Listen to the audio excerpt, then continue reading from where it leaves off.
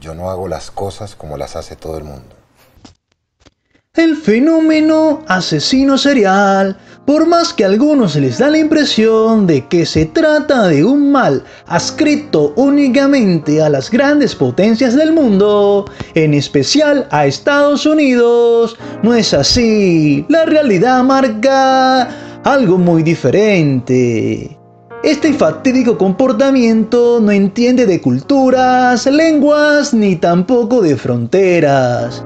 Por tanto, países menos desarrollados también han tenido que sufrir en carne propia los avatares y las desventuras propias de este sangriento actuar.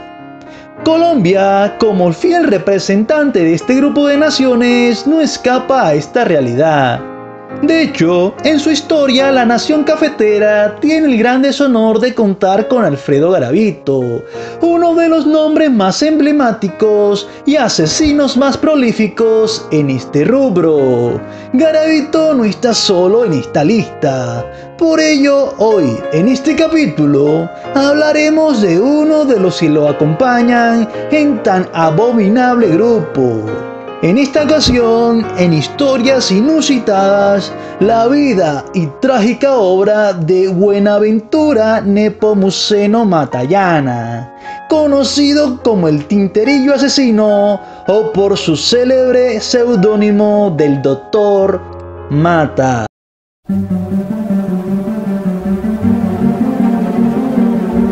Aunque según una partida de bautismo, Matallana nació en Chiquinquirá, Boyacá, en septiembre de 1891, otras versiones indican que el hombre era originario del municipio de Caldas, en el mismo departamento, lugar en donde fue hallado a los pocos días de haber llegado al mundo, envuelto en una ruana y vestido con una bata de niña. Quien le encontró fue una niña de 10 años, hija de una familia prominente de la población, quien lo escondió por unos días hasta que sus padres la descubrieron. La familia se quedó con la criatura y la menor prácticamente le dedicó su tiempo a criarlo. Viene de una familia humilde, hijo de una madre soltera, de un pueblo de Boyacá que se llama Caldas. Y él lo que vivió fue la segregación de que le decían que no tenía papá, de que no era nadie. Con el tiempo desarrolló una capacidad muy fuerte de estafa y se hizo pasar por abogado. Cuando la niña se convirtió en mujer, contrajo nupcias y llevó consigo a Matallana como hijo adoptivo. Pero a los 30 años de edad, ella enfermó de lepra y la vida de ambos se bifurcó. Una para el leprocomio de Agua de Dios y Buenaventura Nepomuceno a labrarse su propio futuro en las calles. Corría para entonces el año de 1913 y Matallana contaba con 22 años de edad. Matallana, un hombre de modales excelsos y verbo fluido, no tardó demasiado en conquistar a Gregoria Sarmiento, una dama que le triplicaba en edad y era dueña de una atractiva fortuna. Hubo boda, pero este no tardó en abandonarla y quedarse con sus bienes. Después de la separación, Nepomuceno solo se limitaba a pasarle pírricas mesadas, solo lo suficiente para que ésta pudiese afrontar los gastos mínimos de subsistencia.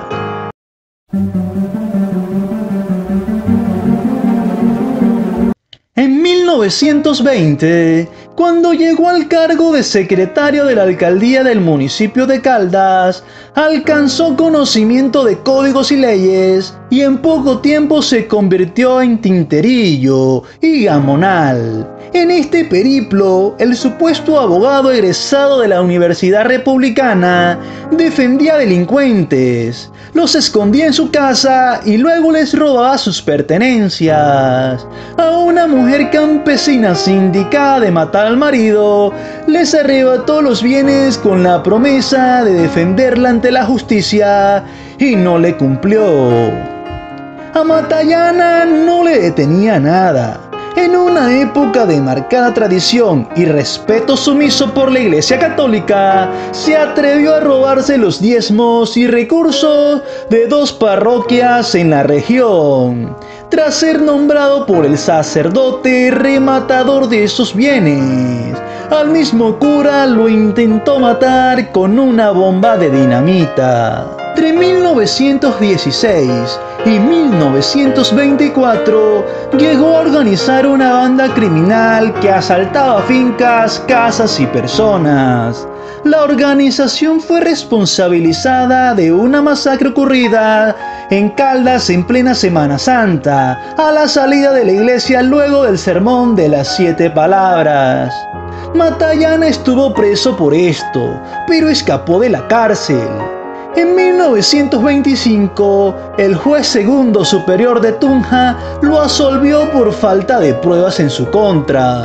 En 1928, el entonces Banco Hipotecario de Colombia lo denunció bajo cargos de falsedad y estafa, y también fue absuelto.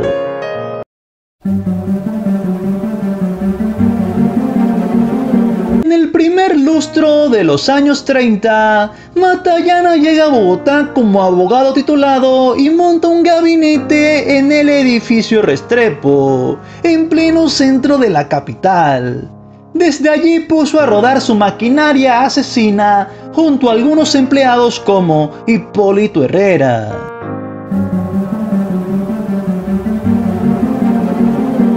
Voy a preparar nuestra defensa. Si usted se mueve o hace algo, yo lo mato. No, señor. Su método era casi siempre el mismo. Ubicaba a un personaje acaudalado de la sociedad, le hacía un análisis financiero y evaluaba las potencialidades económicas del negocio.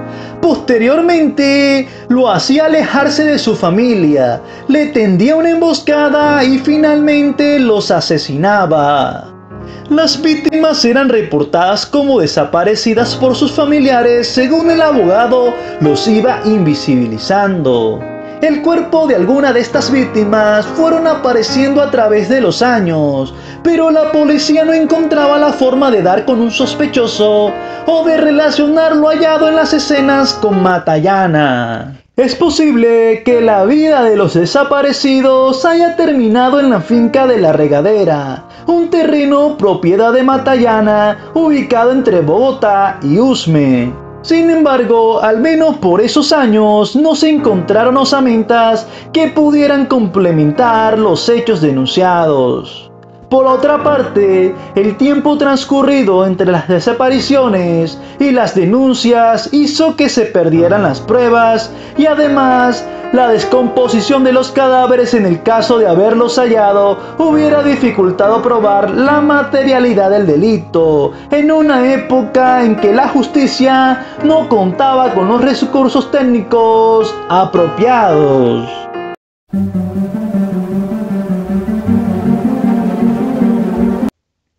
Su proceso, alargado y dificultado por las argucias del acusado experto litigante y por la debilidad de los organismos de investigación, causó gran sensación y expectativa en la sociedad colombiana. El juez tuvo que solicitar en préstamo un teatro para realizar las audiencias por la gran afluencia de público.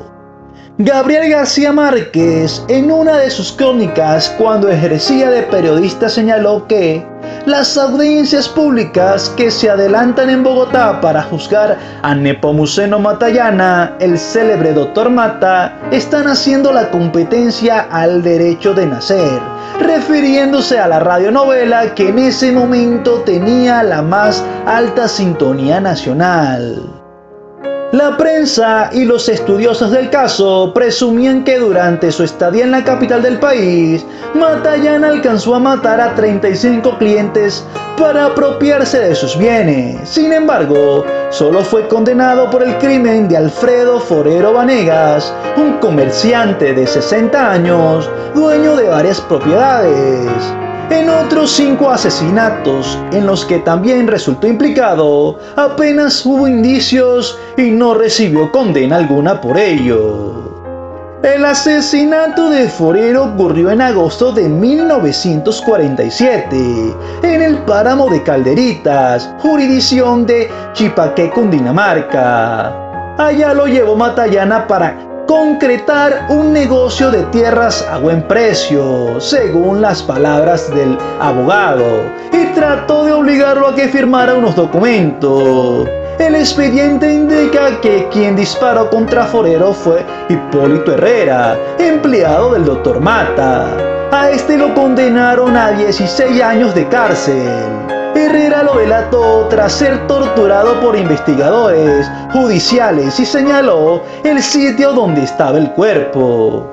Un papel importante para desenmascarar a Matallana, entonces de 56 años de edad, lo desarrolló Mercedes López, doméstica de Alfredo Forero, con quien éste tenía una relación clandestina.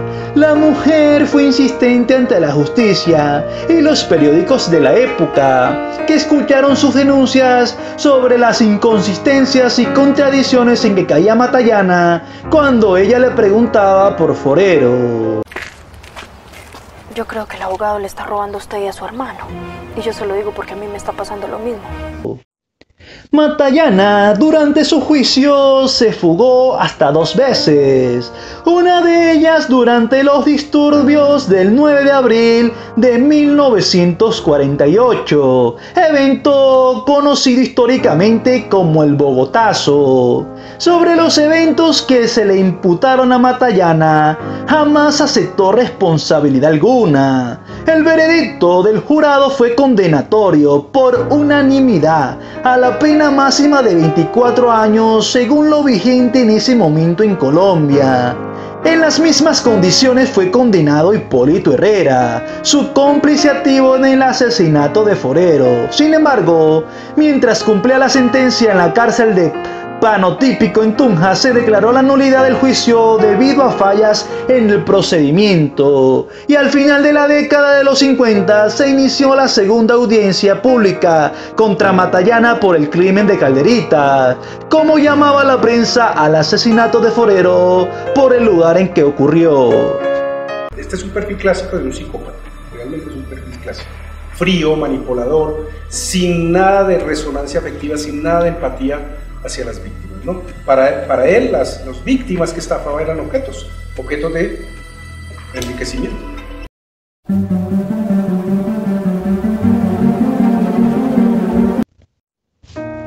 La confesión de Herrera y el cubrimiento periodístico al caso les mostró a los familiares de otros clientes desaparecidos del Tinterillo que sus seres queridos tal vez habían corrido igual suerte.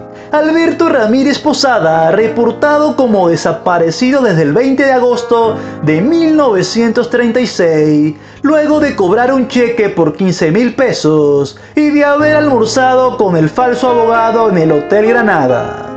La familia del desaparecido recibió varios telegramas firmados por Alberto y de boca de Matallana el mensaje según el cual se había metido en un enojoso lío judicial y la recomendación era no hacer nada, porque lo podrían perjudicar. Cuando la familia Ramírez se cansaba de preguntarle a Matallana por Alberto, entonces era aquel quien periódicamente los llamaba para saber su paradero.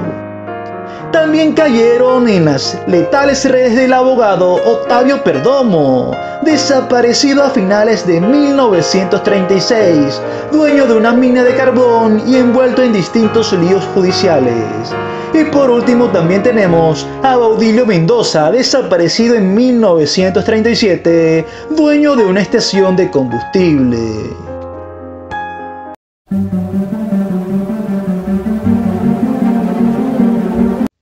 A los 69 años de edad, Nepomuceno Matallana murió en la cárcel Modelo de Bogotá, a la espera de una segunda audiencia con la que esperaba salir libre, ya que había logrado que el juicio inicial que lo condenó lo declararan nulo. En total, llegó a purgar hasta 13 años de prisión. Eres un impostor, eres un arrastrado, eres un don nadie, eres un recogido. Acepto con humildad tus insultos.